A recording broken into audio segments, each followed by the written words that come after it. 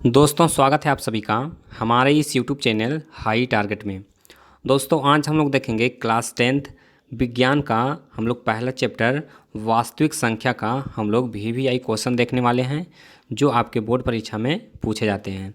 तो चलिए हम लोग पहला क्वेश्चन से वीडियो को स्टार्ट करते हैं। आप लोग जल्दी से वीडियो को लाइक कीजिए और अगर आप लोग चैनल पर नए हैं तो चैनल को भी ज़रूर सब्सक्राइब कर लीजिए ताकि आपको वीडियो का नोटिफिकेशन मिल सके। दोस्तों इसमें हम लोग वैसा ऑब्जेक्टिव क्वेश्चन देखेंगे जो आपके बोर्ड परीक्षा में पूछे जाते हैं। फालतू क्वेश्चन को इस वीडियो में हम लोग नहीं देखेंगे। जो प्रश्न आपके परीक्षा में बार बार आते हैं वही सब क्वेश्चन को इस वीडियो में इंक्लूड किए हैं। तो आप लोग वीडियो को बिना स्किप किए हुए शुरू से अंत तक जरूर देखें। दोस्तों आपसे एक भी क्वेश्चन एग्ज़ाम में नहीं छूटना चाहिए। और अगर आपको 400 से ज़्यादा नंबर आपको बोर्ड एग्ज़ाम में चाहिए तो आप लोग चैनल को ज़रूर सब्सक्राइब करके बेल आइकन को दबा लीजिए ताकि आपको वीडियो का नोटिफिकेशन मिलता रहे। और दोस्तों सभी वीडियो को हमेशा लाइक करें क्योंकि लाइक करने से ही हमें और वीडियो बनाने का मोटिवेशन मिलता है।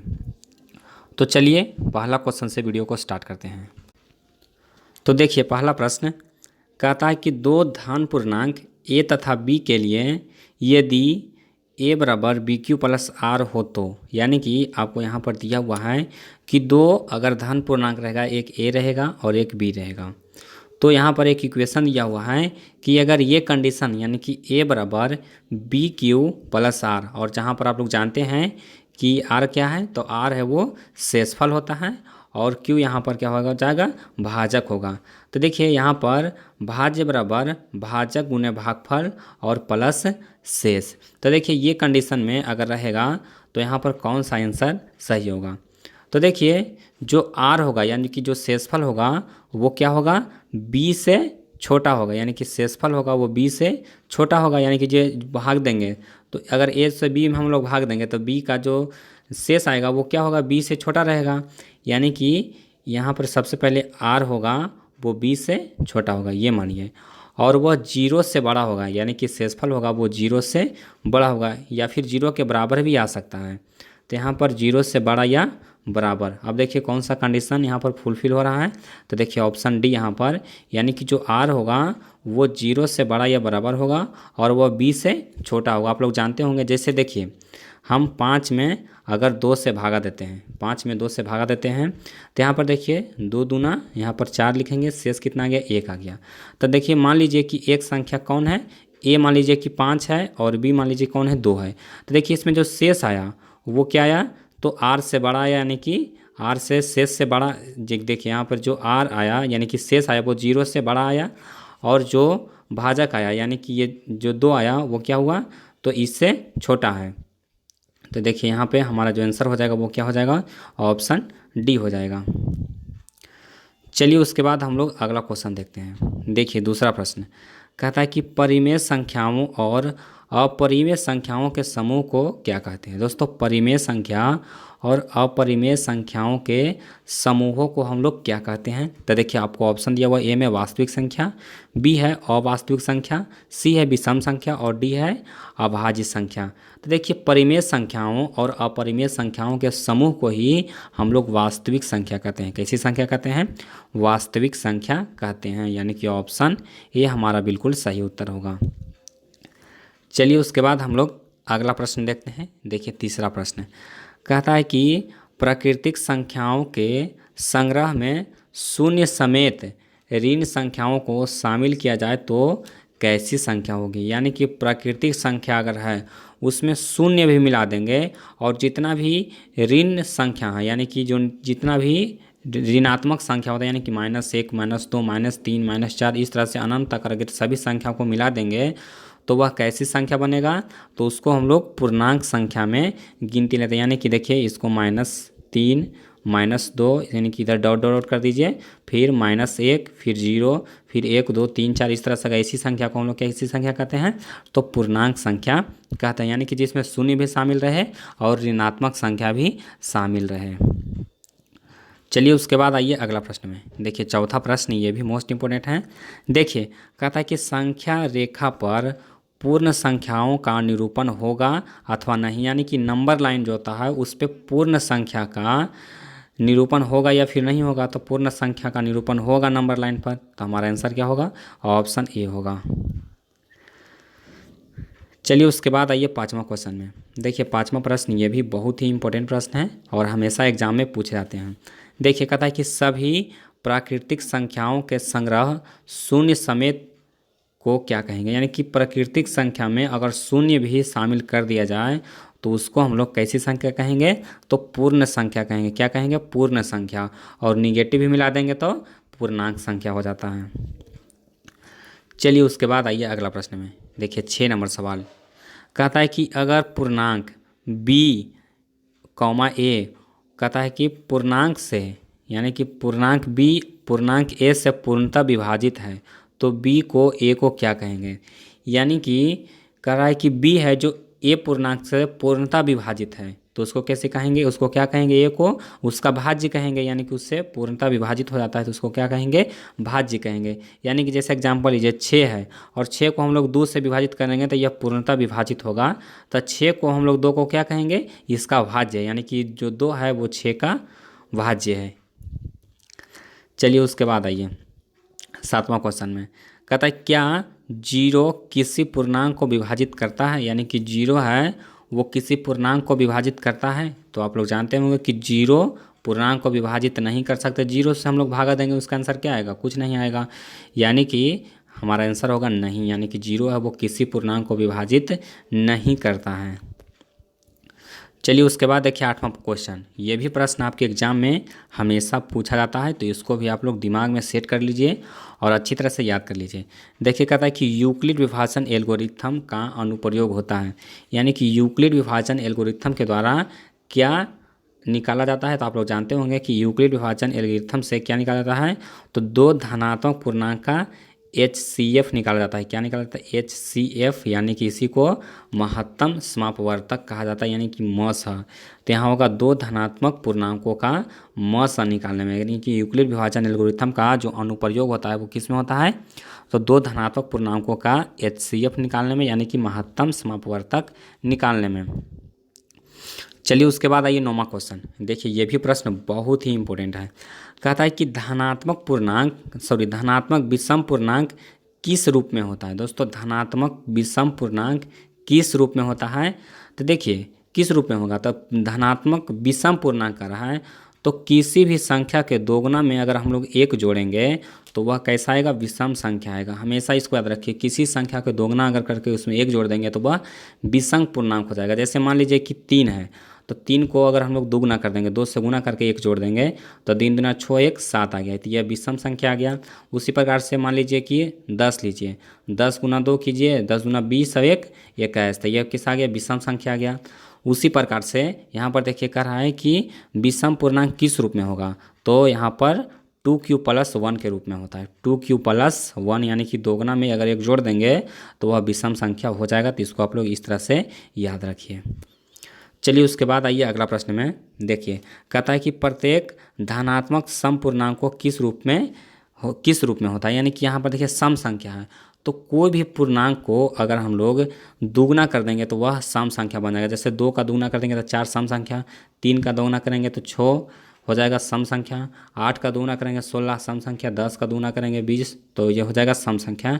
यानी कि इसका उत्तर होगा 2q, यानी कि किसी को दुगुना कर देंगे तो वह कैसा हो जाएगा, सम पूर्णांक हो जाएगा। यानी कि ऑप्शन सी यहाँ पर हमारा करेक्ट आंसर हो जाएगा। चलिए उसके बाद आइए अगला प्रश्न में। देखिए 11वां क्वेश्चन, ये भी बहुत ही इंपॉर्टेंट क्वेश्चन है। देखिए कहता है कि दो धनात्मक पूर्णांक a और b का HCF सबसे बड़ा पूर्णांक d है तो d द्वारा विभाजित होगा। यानी कि कह रहा है कि HCF जो है a और b का वो कौन है, d है, तो d द्वारा विभाजित होगा। यानी कि देखिए HCF किसको कहते हैं, जो दोनों संख्या को विभाजित कर देता है, यानी कि वह न्यूनतम संख्या तो दोनों संख्या को विभाजित करता है उसको हम लोग HCF कहते हैं। तो वह किसको विभाजित करेगा, तो a और b दोनों को विभाजित करेगा। ये थोड़ा सा दिमाग लगाने वाला क्वेश्चन है, बहुत आसान है और इसी तरह के प्रश्न आपके परीक्षा में आने वाले हैं। चलिए उसके बाद आइए अगला प्रश्न में। देखिए 12 नंबर क्वेश्चन कहता है कि √18 का परिमेय करणीय गुणांक है। यानी कि √18 में हम लोग क्या गुना कर देंगे, यानी गुणांक पूछा गया, यानी कि क्या गुना कर देंगे कि वह परिमेय संख्या हो जाएगा। तो देखिए √18 में √18 भी गुना कर देंगे तो वो परिमेय संख्या हो जाएगा, लेकिन वो हमको क्या बताना है, न्यूनतम संख्या बताना है कि न्यूनतम हम क्या गुना करेंगे कि वह परिमेय संख्या हो जाएगा। तो देखिए एक एग्जांपल समझिए, यहाँ पर √18 है, तो √18 में अगर हम √3 गुना करेंगे तो ये कितना होगा, 18 तो यही 36 हो जाएगा, √36, और यहाँ पर 6×6 = 36 हो जाएगा, √18 तो यही 54 होता है, सॉरी 18 तो यही कितना होता है, 54 होता है। तो 54 ये कैसी संख्या हो जाएगा, अपरिमेय संख्या, यानी कि अब परिमेय संख्या नहीं होगा। अब देखिए √18 में अगर 2 गुना करेंगे तो √18 और गुने √2, तो 18 गुना कितना हो गया, 36 हो गया, यानी कि यह हो गया 6, यानी कि परिमेय संख्या हो गया। देखिए तो इसमें अगर √2 गुना कर देंगे न्यूनतम संख्या तो यह परिमेयकरण हो जाएगा, यानी कि परिमेय संख्या हो जाएगा। तो इसका परिमेयकरणीय गुणांक कितना है, तो √2 है। तो हमारा सही आंसर क्या होगा, ऑप्शन बी हो जाएगा।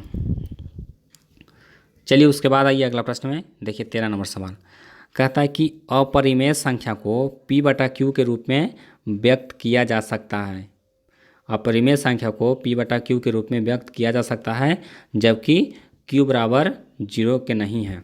तो देखिए हम लोग जानते हैं कि परिमेय संख्या को P/Q के रूप में लिख सकते हैं, लेकिन अपरिमेय संख्या को P/Q के रूप में नहीं लिख सकते हैं। लिख सकते हैं कि नहीं, तो नहीं लिख सकते हैं, तो हमारा उत्तर हो जाएगा ऑप्शन ये हो जाएगा नहीं।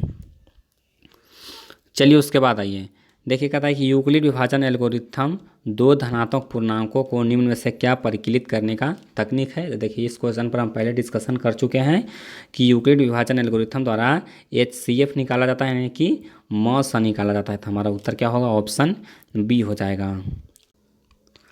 उसके बाद देखिए अगला सवाल, देखिए कहता है कि 2 संख्याओं A और B का लसाअ 36 है तथा मसाअ 2 है तो A का मान है। तो दोस्तों आप लोग जानते हैं कि लसाअ गुने मसाअ बराबर होता है दोनों संख्याओं का गुणनफल। तो दोनों संख्याओं का गुणनफल कितना है, 36, और यहाँ पर मसाअ कितना है, 2 है। अब देखिए इसमें A का मान पूछा गया है, तो देखिए इसमें A का मान हम लोग कैसे फाइंड करेंगे। तो देखिए इसमें अगर B का वैल्यू दिया हुआ रहता तभी हम लोग A का मान फाइंड कर सकते थे, अन्यथा इसका मान फाइंड करना संभव नहीं है। यानी कि ये क्वेश्चन में हमको कुछ त्रुटि लग रहा है। अगर आपसे ये क्वेश्चन बन जाता है तो आप लोग हमें कमेंट में बताइए कि इसका सही आंसर क्या होगा। तो यहाँ पर ये क्वेश्चन को हम छोड़ देते हैं।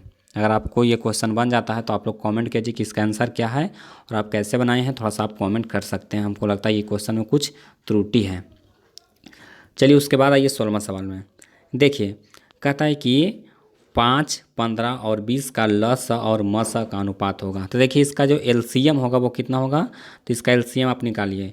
5, 15 और 60 का एलसीएम, तो देखिए 5 हो गया, और 15 का तो 5 × 3 लिखेंगे, और 60 का तो 60 का लिखेंगे 5 × 2 × 2 × 3। अब देखिए इसका जो एलसीएम निकल जाएगा वो कितना हो जाएगा, 5 × 4 = 5 = 20, 20 × 23 = 60, यानी कि एलसीएम हो जाएगा 60 और HCF हो जाएगा 5। तो 12, 5 = 60, ये कैंसिल हो जाएगा, यानी कि 12:1 आ जाएगा। इसको आप लोग खुद से निकाल करके देख लीजिए। इसका आंसर क्या होगा, ऑप्शन डी होगा। चलिए उसके बाद आइए 17 नंबर सवाल में, देखिए कहता है कि यदि Q और P, यहाँ पर P छूट गया, 2 अभाज्य संख्या, यानी कि Q और P है वो दोनों अभाज्य संख्या है, तो P/√Q क्या होगा। तो देखिए दोनों अगर अभाज्य संख्या है तो यह कैसे संख्या हो जाएगा, यह अपरिमेय संख्या हो जाएगा। कैसी संख्या हो जाएगा, अपरिमेय संख्या होगा। जैसे मान लीजिए कि 3 है और यहाँ पर एक 4 है, तो 3, 4 का अंडर रूट करेंगे तो कितना हो जाएगा, 12। तो 12 कैसी संख्या हो जाएगा, तो अपरिमेय संख्या आ जाएगा, यानी कि ऑप्शन ए हमारा यहाँ पर बिल्कुल सही आंसर है।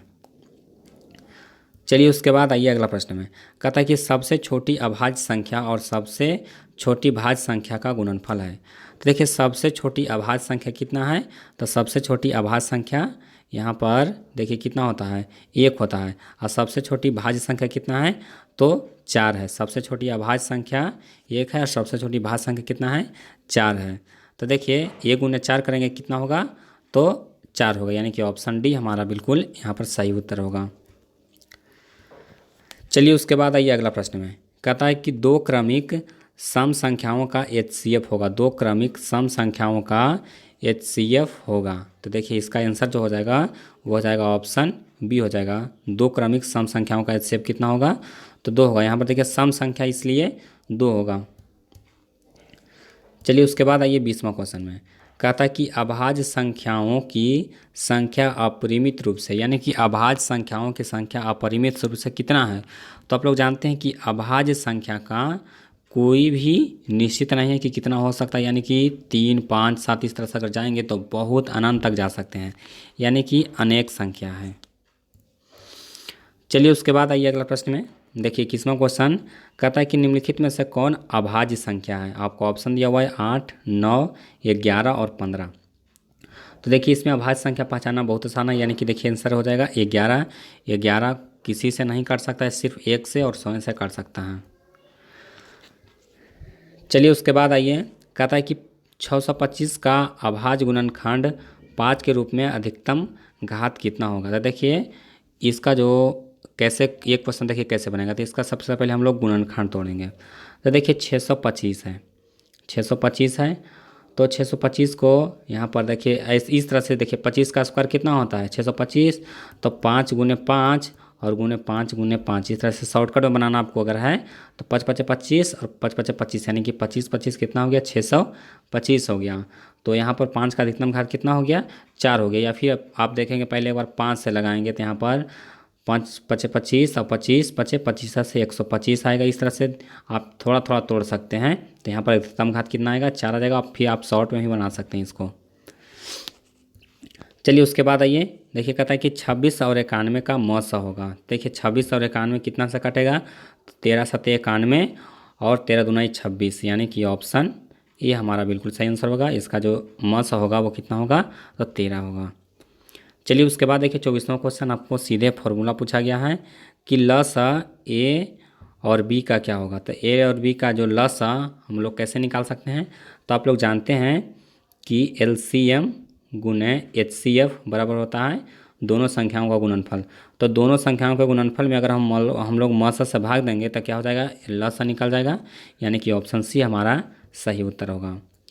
चलिए उसके बाद हम लोग देखते हैं 25वां क्वेश्चन। कहता है कि वह धन पूर्णांक जो एक अथवा स्वयं को भाज्य हो किस तरह का पूर्णांक होगा? अभी बताए थे कि जो एक से और स्वयं से भाज्य होगा उसको कहेंगे अभाज्य संख्या, यानी कि ऑप्शन बी हमारा बिल्कुल सही आंसर है। तो दोस्तों इस वीडियो में हम लोग 25 क्वेश्चन देख चुके हैं और जो इसका अगला वीडियो आएगा उस पर हम 25 से आगे का क्वेश्चन हम लोग देखेंगे। तो आप लोग चैनल को सब्सक्राइब करके रखिए और वीडियो कैसा लगा आप ज़रूर कमेंट कीजिए, और अगला वीडियो आपको कौन से चैप्टर से चाहिए ये भी कमेंट कर सकते हैं। तो आज के लिए बस इतना ही, मिलते हैं आपको अगले वीडियो में।